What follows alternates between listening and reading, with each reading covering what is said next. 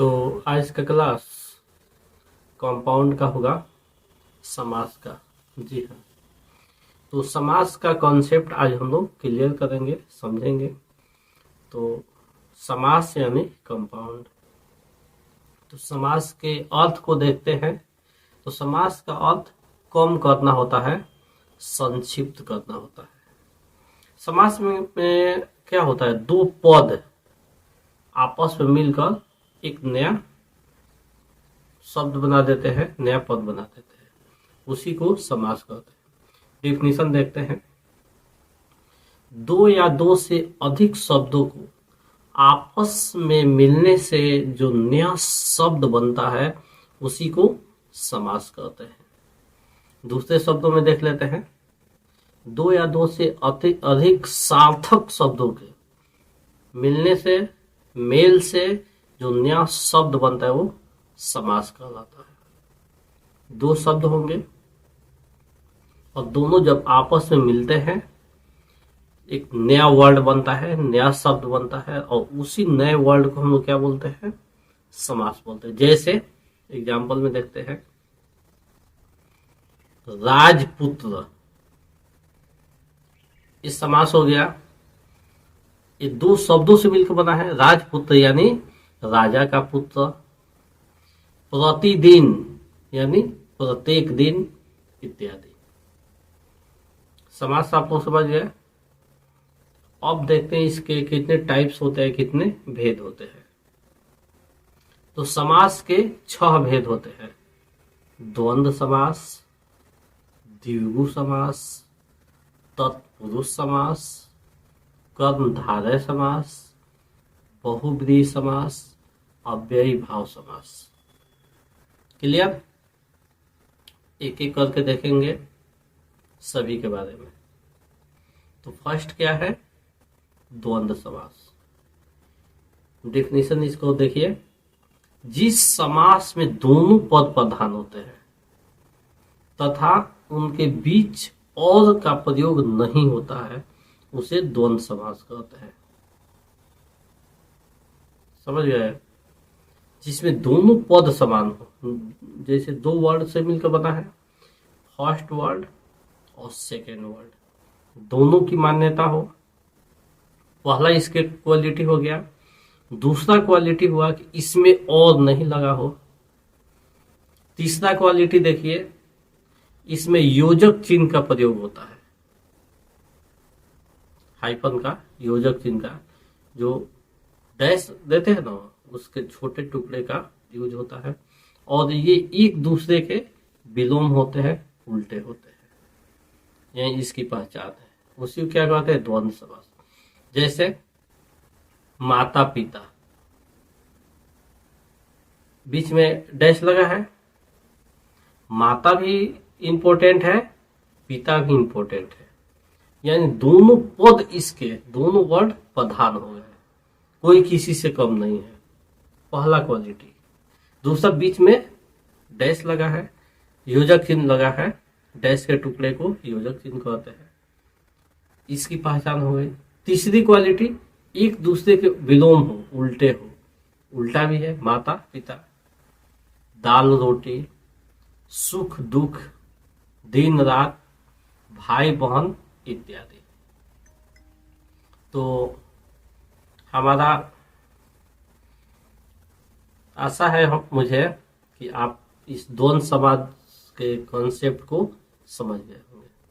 कोई दिक्कत नहीं, पहचान लीजिएगा। नेक्स्ट, द्विगु समास के बारे में देखिए नाम सेम है, अभी द्वंद्व आया, इसके बाद द्विगु आ गया, थोड़ा सा डिफरेंस है। तो जिस समास में पहला पद संख्यावाचक हो वह द्विगु समास कहलाता है। इस समास में संख्या की प्रधानता होती है। समझ गए? देखिए इसका कॉन्सेप्ट कितना क्लियर है।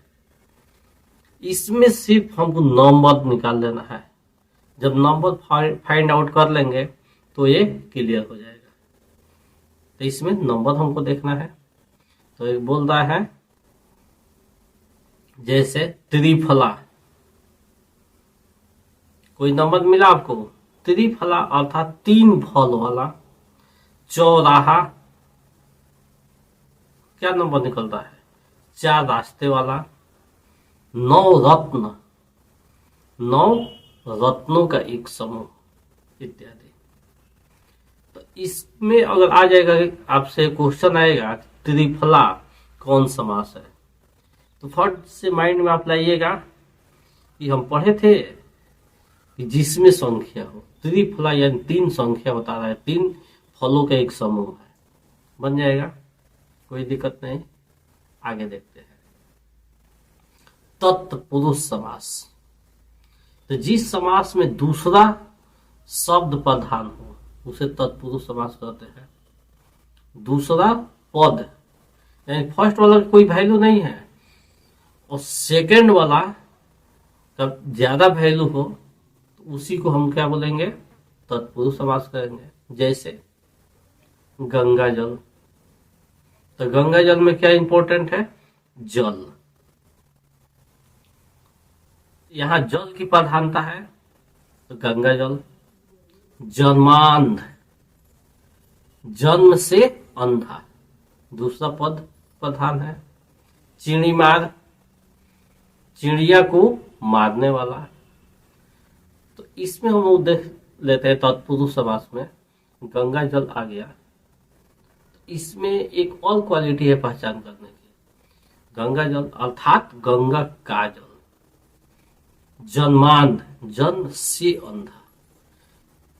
चिड़ीमार, चिड़िया को मारने वाला। इसके बीच में का कहीं आ रहा है, कहीं को आ रहा है। ऐसा अगर वर्ड आता है तो उसको हम क्या बोलेंगे? तत्पुरुष समास बोलेंगे, कोई दिक्कत नहीं होगा। नेक्स्ट कर्मधारय समास। जिस समास में पहला शब्द विशेषण और दूसरा शब्द विशेष से हो उसे कर्मधारय समास कहते हैं। पहला विशेषण हो और दूसरा विशेष से हो, इसकी क्वालिटी ये हो गई। जैसे काली मिर्च, काली है मिर्च, काली मिर्च, काली है मिर्च, उसी को क्या बोलेंगे? कर्मधारय समास।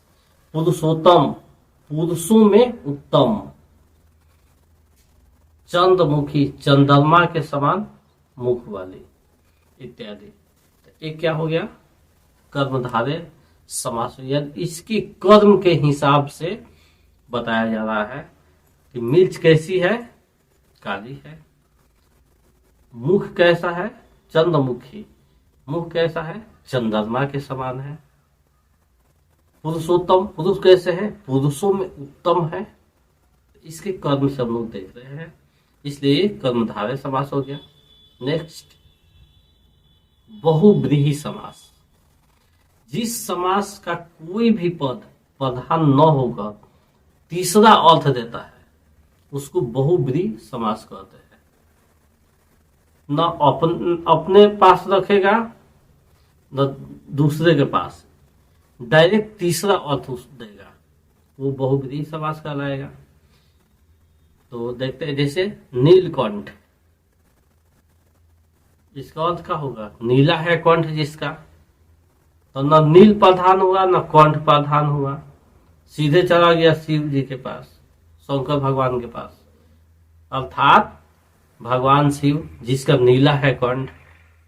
तो नीलकंठ में कोई शब्द प्रधान नहीं हुआ, तीसरा पर्सन आ गया, इसमें तीसरा व्यक्ति आ गया, वो हमारे शंकर भगवान आ गए।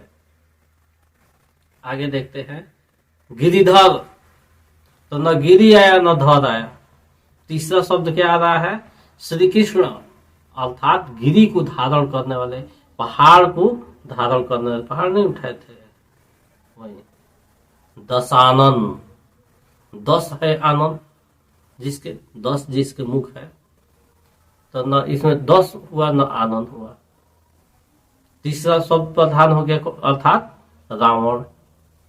इस प्रकार से हम लोग बहुव्रीहि समास को समझ लेंगे, इसमें दिक्कत नहीं होगा कि फर्स्ट और सेकंड कोई पद इसमें प्रधान नहीं होता है, डायरेक्ट तीसरा अर्थ जो निकालता है उसी को हम क्या बोलते हैं, बहुव्रीहि समास कहते हैं। क्लियर। नेक्स्ट देखते हैं अव्ययी भाव समास। तो अव्ययी भाव का एक क्वालिटी है कि इसमें प्रीफिक्स हम लोग देख लेंगे, उपसर्ग देख लेंगे। तो जिस समास में उपसर्ग लगा हो उसे अव्ययी भाव समास कहते हैं। पहला क्वालिटी पहचान करने का। दूसरा क्वालिटी है इसमें एक ही शब्द बार बार आता है। जब एक ही शब्द बार बार आएगा और प्रीफिक्स यानी उपसर्ग लगा होगा उसी को हम क्या कहेंगे, अव्ययी भाव समास कहेंगे। नहीं, कोई ज्यादा दिक्कत नहीं होगा, थोड़ा सा देख लिया जाएगा। जैसे है आजीवन, तो जीवन वर्ड हो गया, शब्द हो गया, इसके पहले आप प्रत्यय लग गया। प्रतिदिन, तो दिन में प्रति लग गया।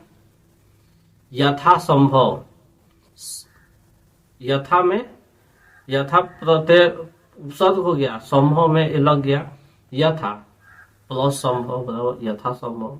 यथा समय, समय में यथा लग गया, तो ये सब क्या हो गए, उपसर्ग हो गए। तो आजीवन जीवन भर, प्रतिदिन प्रत्येक दिन, यथा समय समय के अनुसार। और एक बात जो सेकंड लाइन में पढ़े आप लोग कि इसमें एक ही शब्द बार बार आता है। जैसे आ जाएगा रातों रात, अर्थात रात रात, दिनों दिन दिन दिन इत्यादि। तो इस प्रकार से आज के एक छोटे से क्लास में हम लोग समास के यानी कंपाउंड के कॉन्सेप्ट को समझे। तो इसको देखिए, पढ़िए, अपने फ्रेंड्स में भी शेयर कीजिए ताकि जिनको भी थोड़ा बहुत कंफ्यूजन हो समास के लेकर तो कंफ्यूजन आपका दूर हो सके। इसके साथ ही आज का क्लास ओवर होता है। यदि चैनल पर नए हैं तो सब्सक्राइब कर अपने फ्रेंड्स में शेयर जरूर करें। That's all.